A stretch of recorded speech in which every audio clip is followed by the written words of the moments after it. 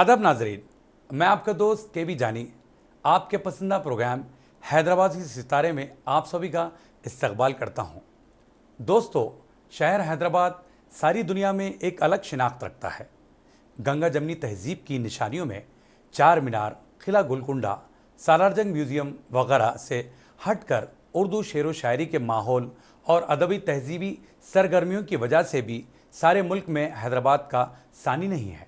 चुनाचे पिछले 4 दहाकों में यहाँ के फ़नकारों, गुलकारों और मज़ाहिया फ़नकारों ने तो अपने मखसूस लब व लहजे के ज़रिए सारी दुनिया के शायकीन को अपना गिरविदा बनाया और हैदराबाद शहर का नाम ऊंचा किया। इन्हीं फ़नकारों में एक नुमाया नाम रज़ाक कुरैशी का भी है। अच्छा रज़ाक भाई, हाँ हाय मु एक बात की तारीफ करना रज़ाक भाई, बोलो। क्या मेंटेन करके रखे भाई। गाड़ी नहीं, अरे गाड़ी नहीं जी, शेर क्या आता है। जो कि स्टेज, रेडियो, टेलीविज़न और फिल्मों में बेहतरीन परफॉर्मेंस देकर अपनी एक अलग पहचान बनाई। रज़ाक कुरैशी ने हैदराबाद के कई फिल्मों में अलहदा किरदारों के ज़रिए अपनी मौजूदगी का एहसास दिलाया और वो अवामी मकबूलियत हासिल कर ली। चलिए मैं चलो, स्कूल को देर हो रही। नहीं पढ़े नहीं लिखे तो ऐसे हो जाते। देखो तुम कौन सा पढ़ लिख के डॉक्टर इंजीनियर बने? वो इस क्लर्क ठहरे ना। हो क्लर्क है मगर हलाल की इज्जत की रोटी खा रहे, समझे? तो आइए आपसे मिलवाते हैं multi talent artist Razak Qureshi से और जानते हैं इनकी जिंदगी से जुड़ी खास बातें। रोनाल्डो बोलते फौरन जमीन पे से कब्जा हटा दो, नहीं तो वही जमीन में गाड़ देता हूँ, समझा?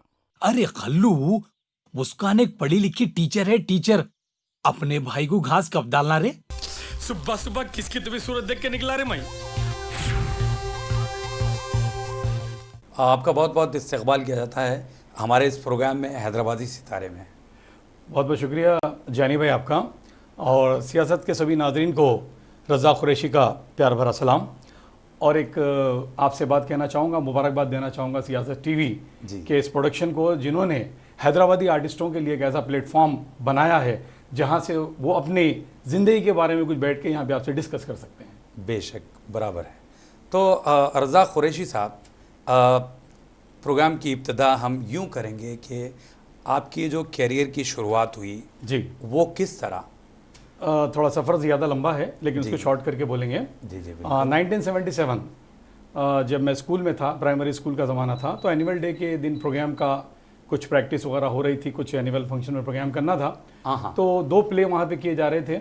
एक थी छोटी छोटी बातें, एक ज़माने में आते थे लाला भाई, चांद भाई, फातिमा भी वगैरह, तो उसी को प्ले को लिख कर रहे थे हम लोग। और एक प्ले था, 2 बेटे होते, एक मतलब जैसे फरमान बरदार होता है और दूसरा जैसे नाफरमान होता है। तो नाफरमान बेटे का किरदार मैं निभा रहा था उसमें। पहले तो मैं रिहर्सल देख रहा था वहाँ पे मेरे दोस्त आज़म परवाना के साथ, क्योंकि वो उसको पूरा हैंडल कर रहे थे। तो फिर मैं उनके साथ में बैठ के जब रिहर्सल देख रहा था तो वो कैरेक्टर मुझे बहुत पसंद आया, और जो लड़के को दिया गया था नहीं कर सक रहा था। तो फिर मैं बोला कि आज़म को मैं ये कैरेक्टर मैं करूँगा। आज़म बोले ठीक है, तो फिर मैं करा, तो वो कैरेक्टर बहुत अच्छा रहा। तो इस तरीके से मेरी प्राइमरी के ज़माने से मतलब शुरुआत हुई आज़म के साथ। और उसके बाद फिर 1979 जी, हम लोग चादराघाट स्कूल में थे। मेरा आदम का सफ़र एक साथ ही है। चादराघाट स्कूल में थे तब कव्वाली आई थी, पर्दा है पर्दा, पर्दे के पीछे पर्दा नशी है जी। फिर उसके बाद हमने वहाँ पे मतलब ऐसे पार्टिसिपेट किया स्टेज पर। फिर वहाँ से आहिस्ता आहिस्ता मेरी मुलाकात एक बहुत ही प्यारे से एक्टर थे ज़माने के, स्टेज एक्टर मोइज़ भाई, उनसे मेरी मुलाकात हुई।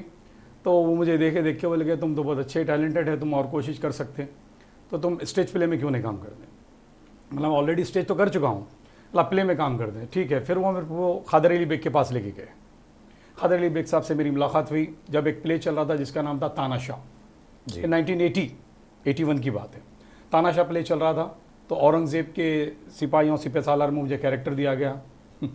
बड़ी मेहनत करनी पड़ती थी। मैं बादर घाट बहुत पैदल भी जाता था, बहुत साइकिल पर जाता था रिहर्सल के लिए। कैरेक्टर कोई भी आप उसमें कर रहे होंगे, लेकिन महीना 1.5 महीना आपको रिहर्सल करना पड़ता था, मशक्क़त करना पड़ता था, आपको मेहनत करना पड़ता था। तो फिर मैं किया, खादर भाई काफ़ी पसंद किए मेरे कैरेक्टर को। फिर उसके बाद हमने गोलकुंडा किले में आर्मी वालों के लिए, उनके फैमिलीज़ के लिए शो किया। और फिर खादर भाई को दिल्ली से ऑफ़र आया कि प्ले दिल्ली में करें। तो मुझे एसएससी का एग्ज़ाम देना था, तो फिर मैं दिल्ली नहीं जा सका। ऐसा सफ़र शुरू हुआ मेरा। उसके बाद फिर फ़ारन के मतवाले, उस ज़माने में बाहर जाने का चलन बहुत ज़्यादा हुआ था जानी भाई। अच्छा। तो हर कोई बाहर जाना चाहते थे, तो फ़ॉरेन के मतवाले एक प्ले महमूद अफसर साहब किया करते थे, तो उस प्ले में मैंने पार्टिसिपेट किया, उसमें काम किया। फिर उसका GN अशोक साहब का एक प्ले था फरियाद, वो यूनियन लीडर का रोल किया मैंने, मतलब तनख्वाहें नहीं मिलती, स्ट्राइक कर रहे हैं, ये किया। और वहाँ से सफ़र शुरू हो गया और बहुत लोगों से मुलाकात हुई। आपके GN अशोक साहब का और एक प्ले किया, उस्ताद भी का भी शागिर्द था। फिर उसी ज़माने में स्टेज के सभी एक्टर जितने भी मेरे सीनियर्स थे उन लोगों से सबसे मुलाकात हुई, तो मैं कोशिश करता गया कि उनसे मैं जितना भी चाहे सीख सकूं। जी। और अजीम इकबाल साहब के साथ काफ़ी अच्छा मेरा सफ़र रहा और काफ़ी मतलब टाइम गुजारा मैंने, और आज भी यही कोशिश करता हूं कि मैं सीखूं। तो उस्ताद भी कभी शागिर्द था, वो प्ले मैंने किया। फिर उसके बाद मॉडर्न दामाद, एक GP राजू साहब का प्ले था। शादियाँ होना बहुत मुश्किल है इस ज़माने से, ये सारी चीज़ें। तो उस प्ले में मैंने काम किया मॉडर्न दामाद में, वो प्ले कई बार हुआ। Wanted new faces, M Parvez sahab ji, जो खादर खान साहब मरहूम के बहुत अच्छे दोस्त हैं। इफ्ता आर्ट्स जो बॉम्बे में, जो इफ्ता आर्ट्स से वहाँ से आपका ताल्लुक़ है। फिर जब आप हैदराबाद आए थे 80s में, तो 83 में जब उनसे हमारी मुलाकात हुई, तो वहाँ के कुछ जो प्ले हैं वो प्ले को भी परवेज साहब ने यहाँ पे किया। अच्छा। तो कई एक प्ले में मैंने उनके साथ काम किया। वांटेड न्यू फेसेस है, तुम्हारी खातिर है। फिर उसी प्ले को हक भाई ने किया बाद में। तो वहाँ से सिलसिला होते होते युवानी वगैरह के तो ड्रामे हम लोग करते थे। कैसा भी हमारी खुद की एक एसोसिएशन है, हिडन डायमंड्स कल्चरल एसोसिएशन, उसका मैं जॉइंट सेक्रेटरी हूँ। तो उसके भी थ्रू हमने कई एक ड्रामों में काम किया युवानी। तो फिर पता चला कि नहीं, युवानी से कुछ नहीं होता, आपको वॉइस मॉड्यूलेशन का ऑडिशन देना पड़ता है नारंग के प्लेस के लिए। तो फिर हमारा सफ़र नारंग के प्ले की तरफ गया। 1991 में मैं ऑडिशन दिया, तो वहाँ पे ऑडिशन पास हुआ आपकी दुआ से। तो जितने भी हमारे सीनियर हैं, असलम परचोरी साहब हैं, जाफ़र अली ख़ान साहब जो नहीं रहे, हाल ही में गुजर गए, तातार ख़ान, तो मुझे जिन जिन के साथ काम करने का मौका मिला, मैं कोशिश करा कि मेरे काम को मैं अच्छे से अच्छा कर सकूं। जी। तो काफ़ी लंबी जर्नी है जी। ड्रामा लाइन से, जी। लेकिन एक बात हमें ज़रूर बताइए कि जी। वो कौन सा प्ले रहा होगा जो आपके जहन के किसी गोशे में घर कर गया कि भाई वाकई ये प्ले बहुत ही ज़बरदस्त है, इसको देखकर हम सीख सकते हैं, इस जैसा हम कर सकते हैं, ये जो रोल किया है आर्टिस्ट ने, मैं भी ऐसा करूं। अच्छा, मुतासिर हो के उनसे, जी, मतलब जी, ये सो आप बिल्कुल, अपने आर्टिस्ट बनने के लिए, मतलब इसमें उसमें खूबी पैदा करने के जी, लिए जी, आप बिल्कुल। मुतासिर हुए हैं। दीप कुमार साहब बहुत अच्छे आर्टिस्ट हैं। तो मैं उनका एक प्ले देखा था, और प्ले देखने के बाद में मुझे काफ़ी उनसे इम्प्रेस हुआ मैं, और उसके बाद में मैं कोशिश करा कि मेरे हर कैरेक्टर में मैं जान डाल सकूं। तो एक प्ले में मैं कैरेक्टर किया था पागल का, जो प्ले का नाम था पागीज़ा आंचल। अच्छा। हाँ, उसमें पागल का एक कैरेक्टर था, वो कैरेक्टर मैं किया। वो कैरेक्टर ख़त्म होने के बाद भी लोग स्टैंडिंग एवेशन, यानी ठहर के लोग ताली बजाए। और लिटरली जाफ़र अली ख़ान साहब का कहना है, मरहूम नहीं है, ये कहना है कि रज़ाक मेरे हाथ दर्द हुए तक मैं ताली बजाया। क्या बात है। वो कैरेक्टर मेरे आज भी जहन से नहीं जाता, और वो कैरेक्टर के मैं बहुत खूबी से मतलब निभाया हूँ। और इसकी मेन वजह यही है जानी भाई, प्रैक्टिस मेक्स मैन परफेक्ट। आप अपने आप को परफेक्ट नहीं समझना, प्रैक्टिस को परफेक्ट समझना। आप जितनी प्रैक्टिस करेंगे आपके लिए उतना मतलब जो परफेक्शन आएगा। तो रिहर्सल जो होते थे 1.5 महीना, 2 महीने, 1 महीना मेहनत करना, मेहनत करने के बाद ही फल मिलेगा आपको। आप ऐसा आएंगे और मैं आज रिहर्सल करूँगा कल स्टेज पे आ जाऊँगा, मुश्किल होगी। आपके जो जर्नी में कामयाबी आना है उसमें दुश्वारी पैदा होगी। नहीं, लेकिन आज हम देखते हैं उस ज़माने में इतनी ज़्यादा रिहर्सल होने के बाद प्ले स्टेज होता था जी। वो भी 2 महीने के बाद, 3 महीने के बाद। आज वैसा नहीं है, लेकिन उसके बावजूद भी कामयाबी मिल रही है। इस बारे में आपका क्या ख्याल है? जब के और आज के दौर में फ़र्क है जानी भाई। जब के दौर में जो प्लेस होते थे, जो मेहनत की जाती थी, तो उतनी बारीकी से देखा भी जाता था और परखा भी जाता था। अभी चूंकि वक्त बदल रहा है, हालात बदल रहे हैं, लोगों का नज़रिया बदल रहा है, वक्त की काफ़ी कमी महसूस की जा रही है। तो जितना स्पीड काम हो जाए उतना अच्छा है, और मैसेज भी बाहर आ जाए, या जो भी मतलब जो अपना टैलेंट है वो अपने नाज़रीन के सामने पेश हो जाए, इस तरीके पे काम चल रहा है। तो अच्छी चीज़ है, जो भी कर रहे हैं, जैसा भी कर रहे हैं, चाहे वो सोशल मीडिया के ज़रिए हो या जो भी हो रहा है, बहुत अच्छा हो रहा है। अब उसमें कोशिश करें कि आप अपनी सलाहियत में जितना इजाफा कर सकते करें, जितना हो सकता है अपने नाजरीन को आप मुतासिर करने की कोशिश करें कि आपके मतलब कैरियर के लिए अच्छा होगा। बहुत अच्छी बात है। रज़ाक साहब, मैं ये जानना चाहूँगा, थिएटर से फिल्म तक आप कैसे पहुँचे? थिएटर से फिल्म तक पहुंचने का जो सफ़र है मेरा, और नायरंग का जब हम प्ले करते थे, प्ले करने के बाद में फिर हमें दूरदर्शन से बुलाया गया, सप्तागिरी चैनल जो 1991 में अंजुमन जो शुरू हुआ, इम्तियाज़ अली ताज साहब जो थे, तो वहाँ पे बुलाया गया, क्योंकि वहीं से जो लोग ऑडिशन पास होते थे उन्हें बुलाया जाता था। वहाँ पे बुलाए, फिर वहाँ पे मतलब ऐसा हमने ईद मुबारक प्ले किया, काफ़ी एक प्ले किए, मुस्कुराहट वगैरह बहुत सारे प्ले वहाँ पे किए। करने के बाद में मेरी मुलाकात साजिद आजम साहब से हुई जी, जो एक ज़माने में मतलब ऐसा वीडियो कैसेट्स का दौर चलता था, तो शुरू हुआ था, मतलब बड़ा अच्छा ट्रेंड शुरू हुआ था, हंसी का सफ़र हंसते रहिए, इस पे काम चल रहा था। तो मुझे बुलाया गया, तो फिर मैं वहाँ पे गया, ऑडिशन दिया। देने के बाद में फिर मेरा जो शूट हुआ 2 जनों के साथ हुआ, एक तो हबीब खदीर साहब, लेजेंड कॉमेडियन ऑफ हैदराबाद, उनके साथ हैं, और मुनव्वर अली साहब, इनके साथ मैंने फिर काम किया। और उसके बाद फिर तेलुगु का एक सीरियल था तूर्पु पडमारा, उसमें भी मैंने साजिद आजम के साथ काम किया, और प्रोडक्शन में भी मैंने उसमें काम किया। वैसे ही होते होते एम परवेज साहब की तरफ से मुझे एक बार कॉल आया, एक फिल्म बन रही थी हैदराबाद में जिसका नाम था द एंड। ये फिल्म थी तेलुगु में, एक कैरेक्टर उसमें निकला था, आप जो है सो एक मंत्री के असिस्टेंट होते हैं, पीए होते हैं। హలో అలాగే బాబు ఇప్పుడే సార్ మీ అబ్బాయి గారి ఫోన్ मैंने उसमें काम किया। उसके डायरेक्टर थे रवि चौली, जो बैचलर फिल्म बना चुके थे। वो फिल्म फिर हिंदी में डब हो गई, जिसका नाम रखा गया गलतियाँ। वहाँ से फिर हम लोग शुरू हुए, फिर चारमीनार बॉयज़, बीच में एक 2 साल मैं नहीं था। 1998 में मैं जब यहाँ से रोज़गार के सिलसिले में सऊदी चले गया, फिर 2000 में आया, रामोजी फिल्म सिटी जब तक खुल गई थी, मतलब जो सो फिर वहाँ पे सिकंदर साहब के साथ मैंने अपनी तलाश में काम किया, नेगेटिव कैरेक्टर किया उसमें मैंने। तो फिर उसके बाद फिर हमारा सफ़र शुरू हुआ, और ऐसे ही चलते चलते मतलब जो सो मुलाकात हुई, और साथ ही साथ जो है सो ये फिल्म मिली चारमीनार बॉयज़। हमारे मुंशी साहब, ये पुरानी चद्दर 1 घंटे से पेपर देख रहा है या पेपर चाट रहा? अगर होटल में दूसरा पेपर नहीं है ना, तो एक काम करो, इमाम माली का बड़ा पोस्टर लगा दो, उसको तभी घूर लेते बैठते भाई, छिया आएगी भाई। चारमीनार बॉयज़ में एक शायर का रोल मैंने किया, और उसमें हामिद कमाल साहब थे, सुबानी साहब थे, हम लोग होटल में बैठे हुए रहते, हीरोज़ वगैरह की इंटरव्यू थी। राहुल राय साहब भी वो फिल्म में हैं। चारमीनार बॉयज़ के बाद में रहमान साहब, उन्होंने मुझे एक कैरेक्टर के लिए संजय पंजाबी साहब के ऑफिस पे बुलाया। फिल्म का नाम था आदाब हैदराबाद, और कैरेक्टर उन्होंने मुझे दिया आटो शरफू। हमारे साहब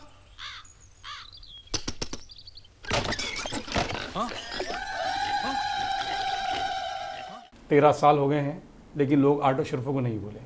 आज भी मुझे खुशी होती है कि लोग मेरे साथ ठहर के सेल्फी लेते हैं, याद करते हैं भाई कि तुमने वो ऑटो वाले का रोल अच्छा किया था। फिर उसके बाद मैंने मामून टेंशन नहीं लेने का। नहीं, ये तो सारी चीज़ें, ये बहुत सारी फिल्मों से आप जुड़े, लेकिन इन फिल्मों में जुड़ने के साथ आपका लाइफ का वो कौन सा टर्निंग पॉइंट रहा होगा? अच्छा सवाल किया आपने।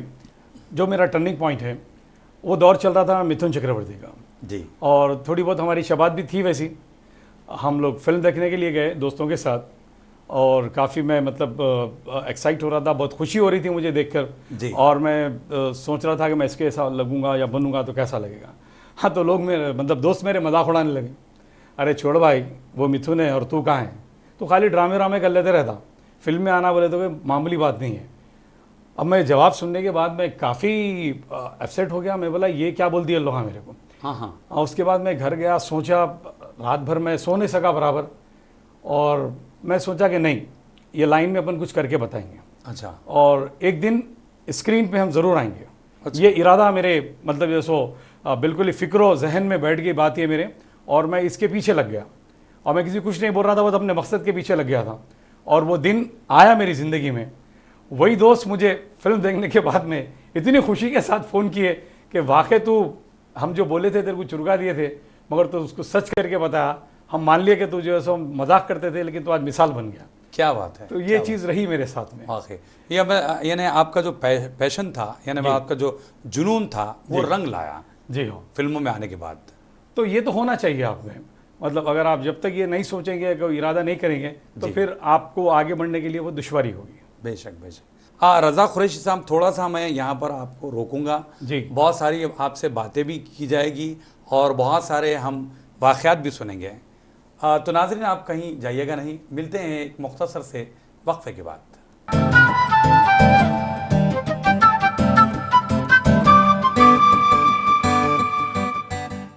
नाजरीन, सियासत टीवी की ताज़ा तरीन ख़बरें, मुशायरे, मजहबी प्रोग्राम्स और दीगर तफरीही प्रोग्राम्स देखने के लिए आप हमारा मोबाइल ऐप प्ले स्टोर से डाउनलोड कर सकते हैं। इसके अलावा यूट्यूब और फेसबुक पर आप सियासत टीवी का राज टेलीकास्ट भी देख सकते हैं। यूट्यूब पर सियासत टीवी सब्सक्राइब करें और बेल आइकॉन पर क्लिक करें ताकि नए वीडियोस आप तक फौरी तौर पर पहुंच सकें।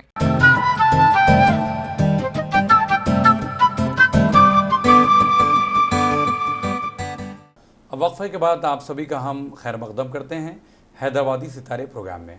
हम बात कर रहे हैं हैदराबाद के multi talent artist Razak Qureshi sahab से। रज़ाक कुरैशी साहब, आपने ब्रेक से पहले अपनी कैरियर की इब्तदाई दौर की बातें बताई, ड्रामा लाइन से किस तरह जुड़े और फिल्म लाइन से। जब फिल्म लाइन की बात छिड़ी है जी, तो मैं ये ज़रूर जानना चाहूँगा कि कोई भी किरदार को हाँ करने से पहले आप किस चीज़ को बहुत ज़्यादा गौर करते हैं? वो किरदार कैसे होना चाहिए जो आपको अट्रैक्ट करता हो, वो हमें बताइए। यानी मैं मतलब ऐसा तो नहीं है कि एज ए आर्टिस्ट आप हर किरदार करने के लिए रेडी रहना पड़ता है आपको, पहली बात। और दूसरी बात यह है कि जब नरेशन होता है, जब आपके सामने बताया जाता है कि ये आपका कैरेक्टर है, इसको आपको करना है, तो मैं जब शुरू किया तो मैं 2 कैरेक्टर्स के लिए ज़्यादा आज भी मैं प्रीफर कर रहा हूँ। लेकिन जो काम मिल रहा है उसको कर ही रहा हूँ, काम को नहीं छोड़ रहा हूँ मैं, लेकिन प्रीफर कर रहा हूँ 2 जो मेरे एम्स हैं, कॉमेडी कैरेक्टर्स और एक नेगेटिव कैरेक्टर्स। तो क्योंकि ये 2 चीज़ों में कंपटीशन बहुत कम होता है। हीरो तो हर कोई बनना चाहते हैं, लेकिन ये 2 चीज़ों की तरफ कंपटीशन कम होता है। लेकिन मैं कोशिश करूँगा कि एज ए आर्टिस्ट मैं जितने भी अच्छे से अच्छा परफॉर्म करूँ वो मेरे कैरियर के लिए अच्छा होगा और नाजरीन को मैं मुतमईन करना। आर्टिस्ट का काम वही है, जो कैरेक्टर आपको दिया जाए उसमें आप नाजरीन को मुतमईन करना और अपने फैंस को आप जो तो खुश करना, ये मैं सोच के चल रहा हूँ। तो कोशिश करता हूँ, ऐसा तो किसी को नहीं बोलता कि भाई ये करूँगा या वही करूँगा, जो भी कैरेक्टर मिलते हैं करता हूँ। अब अगर ऑन द स्पॉट कुछ इम्प्रोवाइजेशन वगैरह की बात होती है तो फिर वो मैं बताता हूँ कि यहाँ पे ये नहीं ये करेंगे, अगर वो लोग सुनते हैं तो। अगर नहीं सुनते तो फिर एज पर द डायरेक्टर वो जो चाह रहे हैं मैं उनके लिए करने के लिए तैयार हूँ। एक छोटी सी बात याद आ गई, हम फिल्म कर रहे थे ये दावत शादी के टाइम पे अजीज़ नासिर साहब थे वहाँ पे, हुसैन भाई डायरेक्टर और सलीम भाई, हम तीनों का सीन था कॉम्बिनेशन में। मैं उसमें रोनाल्डो का कैरेक्टर कर रहा था। अरे तू फोन रख, मैं आगे कंप्रोमाइज कराता हूँ। धंधे के टाइम पे फोन आ खाली, हाँ मुस्तान बोल क्या काम है। तो उस वक्त अजीज़ भाई ने मुझसे कहा कि देखो रज़ाक, ये सीक्वेंस है, ये करना है अपने को, तुम मैं और ये हैं। तो हमने बहुत अच्छा किया सीन, वो नाज़रीन को भी काफ़ी पसंद आया। और तो उसके अंदर बहुत अच्छा इम्प्रोवाइजेशन किया गया अजीज़ साहब और सलीम साहब की जानिब से, और मैं भी थोड़ा उसमें इन्वॉल्व रहा और काफ़ी लोग उसको पसंद किए। तो 1-2 डायलॉग जो मेरे मतलब उसमें अच्छे लगे मुझे, स्पॉट पे काम करने में रोनाल्डो बहुत फेमस है, समझिए क्या, ये ऑन द स्पॉट ही मतलब जैसे हम इसको बनाएं। तो ऐसे वाक़े होते हैं, आप एक सोच के जाते हैं लेकिन सेट पे कुछ और होता है। तो आप तैयार रहिए तो आपको काम करने के लिए ईजी होगा। और अगर आप रोल को समझेंगे तो डायलॉग को याद करने की ज़रूरत नहीं है आपको, डायलॉग ऑटोमेटिकली आपके मुंह से निकलना शुरू हो जाएगा। अच्छा रज़ाक साहब, एक बात कि आपने इतने लंबे अरसे में मुख्तलिफ़ किस्म के किरदार आपने निभाए जी, लेकिन कोई किरदार जो आपको बहुत ज़्यादा पसंद आया हो, उस बारे में हमारे ऑडियंस को बताइए। ये बात माँ के लाडला फिल्म की है। माँ के लाडला के टाइम पे डायरेक्टर हमारे और hero and producer Farooq Khan साहब मुझे फ़ोन करके बोले कि एक कैरेक्टर मैं आपके लिए रखा हूँ और मैं चाहता हूँ कि ये कैरेक्टर के जो मतलब जैसे डायलॉग वगैरह एक सीन के जो मेन जैसे turning point of the movie है, तो वो कोई हैदराबाद का अच्छा टैलेंटेड आर्टिस्ट ही उस डायलॉग को बोले। तो मैं बोला ठीक है। तो फिर मुझे नरेशन दिया गया कि ये है ये ऐसे करना है। तो मैं बोला ठीक है, आपने जिस जिम्मेदारी से मुझे काम दिया है मैं पूरी कोशिश करूँगा कि उसमें मैं उतरूँ। और वो सीन बहुत अच्छा रहा। मैडम आप अपसेट मत हुई मैडम, सब ठीक हो जाता। फारूक साहब ने मुझे काफ़ी पसंद किया और ऑडियंस ने काफ़ी पसंद किया उस सीन को। मैडम की तबीयत बहुत सीरियस है और मैं उनके साथ दवाखाने में हूँ। हाँ बाबा, जो चेक्स वगैरह है सब तुम लोग पोस्ट कर दो। वो मेरे दिल के मतलब जैसे मेरे दिल को छू गया और आज भी मुझे वो कैरेक्टर या अच्छी तरीके से याद रहेगा डायलॉग्स वगैरह। और मैं चाहूँगा कि अगर ऐसे टाइप के कैरेक्टर आर्टिस्ट को दिए जाए जिसमें वो अपना टैलेंट बता सके तो फिर काम करने में और मज़ा आएगा इंशाल्लाह। क्या बात है, बहुत खुशी की बात है क्योंकि माँ का लाडला में आपने जो परफॉर्मेंस दिया है एक्स्ट्राऑर्डिनरी, बहुत ज़बरदस्त था।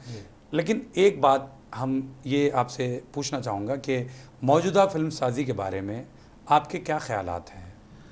मौजूदा फिल्म साजी जो हो रही है उसके अंदर सबसे बड़ी चीज़ बेस नहीं है, बेस होती है स्टोरी।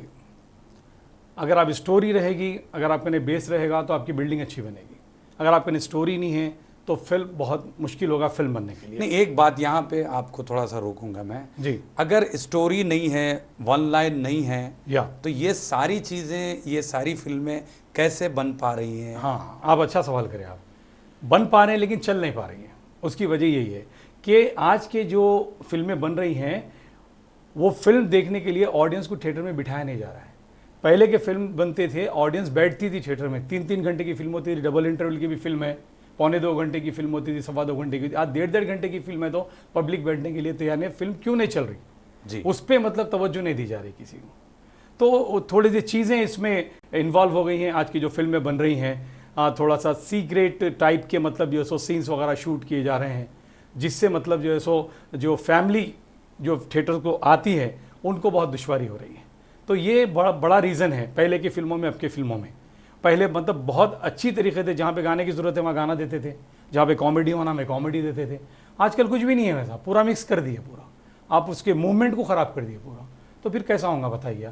अब फिर फ़ोन जब से आ गया, छोड़ दीजिए आप समझिए, हर चीज़ आपको मतलब ऐसे फ़ोन से मिल रही है, हर इंटरटेनमेंट आपको फ़ोन से मिल रहा है, तो थिएटर को लोग कैसे आएंगे। तो ये चीज़ें हैं जिसकी वजह से ये आज की फिल्में चलना मुश्किल हो रही हैं। नहीं, लेकिन एक बात है रज़ा साहब, आपने बताया कि भाई 2 इंटरवल वाली फिल्में जो हुआ करती थी उसमें स्टोरी हुआ करती थी, लेकिन आज भी स्टोरी है, लेकिन वीक है। हाँ, वीक है आपका कहना है। हाँ, मेरा कहना है। लेकिन ऑडियंस में भी वो ठहराव नहीं है भाई। आप देखिए पहले के दौर में 3.5-4 घंटे की फिल्में बना करती थी, लोगों के पास उतना टाइम भी था। अभी 1.5 घंटे में फिल्म ख़त्म हो जाती है। इसका रीज़न क्या है? अगर आप अच्छी फिल्म बनाए तो अभी भी चलेंगी। कई फिल्में चलती भी हैं। दिलवाले दुल्हनिया ले जाइए, आज चल रही है फिल्म, आज कई साल से चल रही है। दिलवाले दुल्हनिया ले जाएंगे, ये 90s की बात। हाँ जी, हाँ बिल्कुल। ये 2000 जब वाली से बात चल रही है, मैं बता रहा हूँ। नहीं, वो तो भाई एक थिएटर में चल रही है, जब से चल रही है, जब से चल रही है। फिर अब के क्यों नहीं चल रहे हैं? वो फिल्म चलना अपनी जगह है। वो मॉर्निंग शो में एक शो चला रहे हो, मसाला फिल्म है, मसाला फिल्म कोई भी चलती है जी भाई। देखिए हम आपके कौन, राजश्री प्रोडक्शन की, यानी ये शादियों पर मबनी फिल्म बनाया, मतलब जो फैमिली एंटरटेनमेंट हुआ करती थी, जिसमें गाने भी अच्छे होते थे, जिसकी वजह से लोग बार बार इन फिल्मों को देखते थे। बिल्कुल। यूँ समझिए कि आपकी शादी की कैसेट थिएटर के जरिए आप देख पा रहे हैं। बिल्कुल, यही है ना। लेकिन स्टोरी की आपने बात कही, कहानी की बात कही, जैसा संगम है, मुग़ल आज़म, वो दौर में वो फिल्में चली, लेकिन आज के दौर में चलना थोड़ा सा मुश्किल पड़ गया है। इसकी वजह ये भी है कि आजकल सोशल मीडिया आ गया है, कई प्लेटफॉर्म्स है जिसके ज़रिए बहुत सारा एंटरटेनमेंट आपको मिल रहा है, वो भी फ्री मिल रहा है। तो लोग थिएटर की तरफ क्यों आएंगे, ये है। सही है ना। ये सारा दारोमदार सोशल मीडिया की देन है। तो अब आपसे मैं ये जानना चाहूँगा कि सोशल मीडिया आने से क्या हमारी इंडस्ट्री को नुकसान हुआ है या फ़ायदा? सोशल मीडिया आने से कुछ फ़ायदा भी हुआ है, कुछ इंडस्ट्री को नुकसान भी हुआ है। अब नुकसान ये हुआ कि सिंगल स्क्रीन जितने थे वो सारे बंद हो चुके हैं, और बाकी सोशल मीडिया के ज़रिए जो भी अपना अपना टैलेंट रखते हैं वो लोग मतलब परफॉर्म कर सक रहे हैं और इंटरटेन कर सक रहे हैं अपने नाज़रीन को। तो इस तरीके से अब ये मूवमेंट्स यहाँ पे चल रहे हैं, क्योंकि आपको इसके ज़रिए ज़्यादा इंटरटेनमेंट मिल रहा है, लोग कम थिएटर को जाने का रुझान कर रहे हैं। अगर आप अच्छे कंटेंट को लेकर अगर फिल्म बनाते हैं तो हो सकता है कि आज भी फिल्म आपकी चल सकती है। लेकिन रज़ा साहब, हम ये देखते हैं कि आप फिल्मों से काफ़ी दूर होते जा रहे हैं, और फिर टीवी तो रहा नहीं, आजकल आप जो है स्टेज की तरफ बहुत ज़्यादा अपना वक्त दे पा रहे हैं। इसकी वजह क्या है? आपने बिल्कुल सही क्वेश्चन आपने पूछा।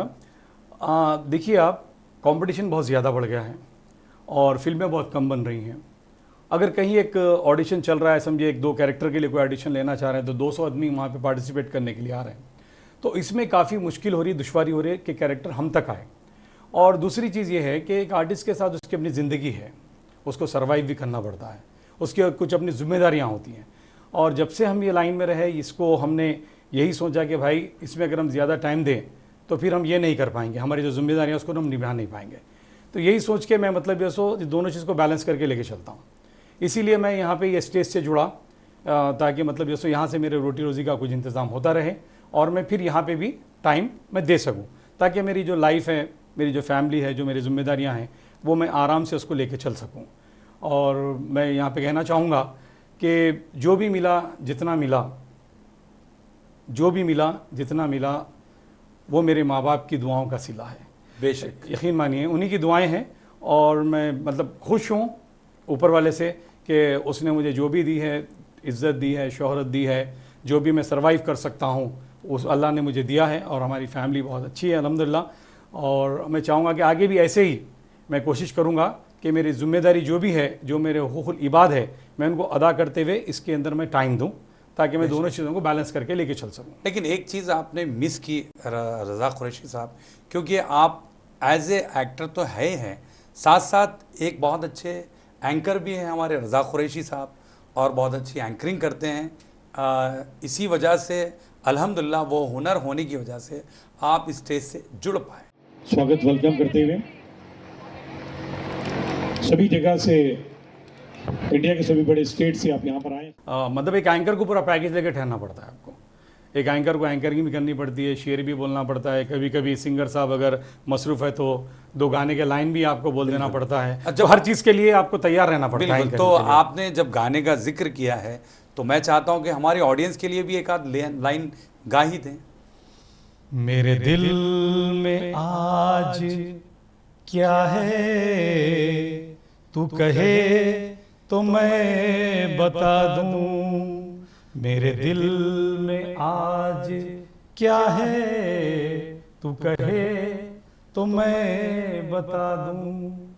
जो दिल में है मैं आपसे बात कर रहा हूँ, खुल के बात कर रहा हूँ। एक शेर यहाँ पे कहना चाहूँगा मैं। बेशक। कामयाबी उन्हें मिलती है जिनमें जान होती है, कामयाबी उन्हें मिलती है जिनमें जान होती है, पर वर कुछ नहीं होते, हौसलों से परवाज होती है। क्या बात है। तो हौसले आपके बुलंद होना चाहिए और जो भी आप लाइन में उतर रहे हैं इस इरादे से आप उतरना चाहिए और दुआ करना चाहिए कि मेरे को इसमें कामयाबी मिले। उस हद तक आपको कोशिश करनी चाहिए। जी बिल्कुल। हाँ। आपकी कोशिश अल्हम्दुलिल्लाह अभी तक जारी और सारी है।